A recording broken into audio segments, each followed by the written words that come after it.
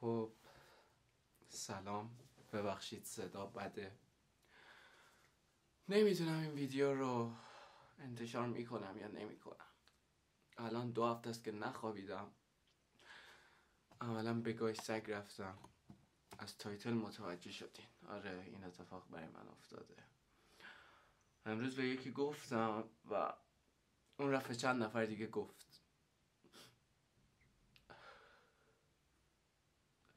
همه شروع کردم به مسخره کردن.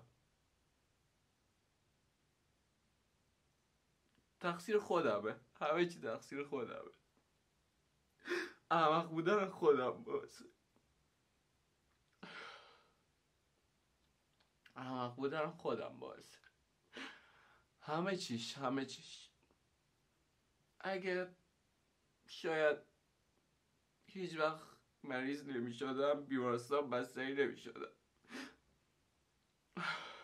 نمیدونم چی بگم.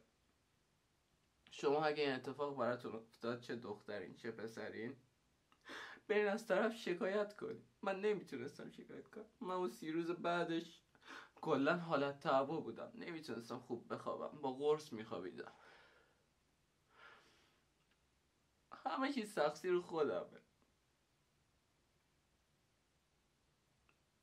اگه میتونستم زمان برگردونم به عقب، هیچ وقت دنیا نمیومدم، اینو انتخاب میکردم.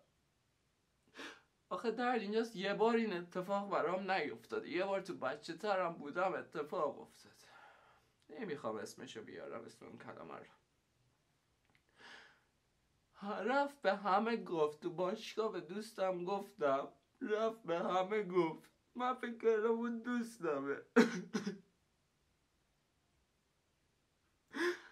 نگو که فقط این دوربین دوستم. با کسایی که پشت دوربین منو میبینن.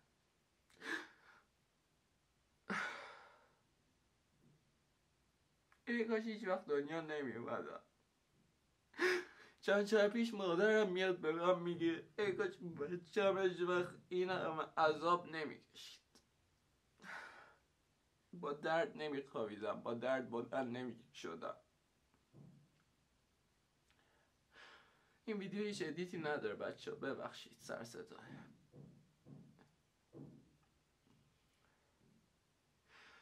هر شب گریه میکنم. از شب ساعت 8 متنفرم.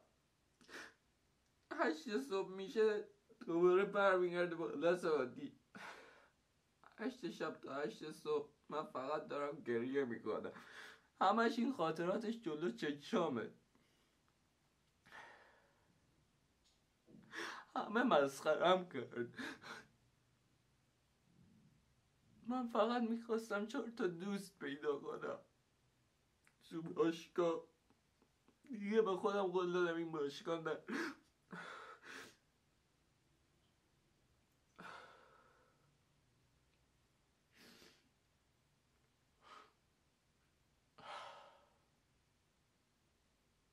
نمیدونم، شما برین شکایت کنید. انقدر راحت دیگران اذیت میکنن مردم. تو نمیبینی اون طرف شاید سختی کشیده باشه. شما به حرفایی که میزنین دقت کنید. از خودم آدم به هم میخوره، از روانشناسا حالم به هم میخوره. روانشناسا منو به این روز انداختن، منو بستری کردن، باز شدم اون پرستاره اون اتفاق برام بیفته.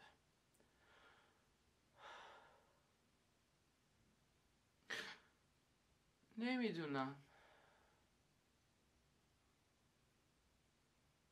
تقصیر خودم بود که به مادرم گفتم منو ببر پیش روانشناس. تقصیر خودم بود تو مدرسه رفتم پیش مشاور مدرسه و گفتم یه روانشناس معرفی کن.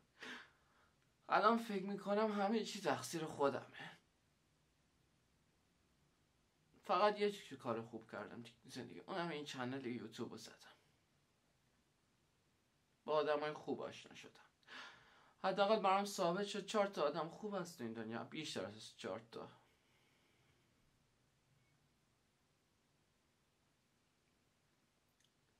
آدمایی که خودتو دوست دارن. آدمایی که برات کامنت مثبت میذارن.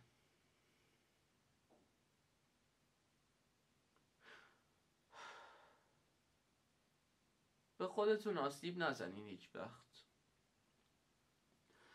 به خودتون هیچ وقت آسیب نزنین. اگه این اتفاق براتون افتاد به خودتون آسیب نزنین. من به خودم زیاد آسیب نزدم. خودکشی اینا نکنین. سعی کنین مشکل رو حل کنین. البته مشکلش حل نمیشه، گذشته رو نمیشه درست کرد. تا یه ویدیو دیگه، خداحافظ.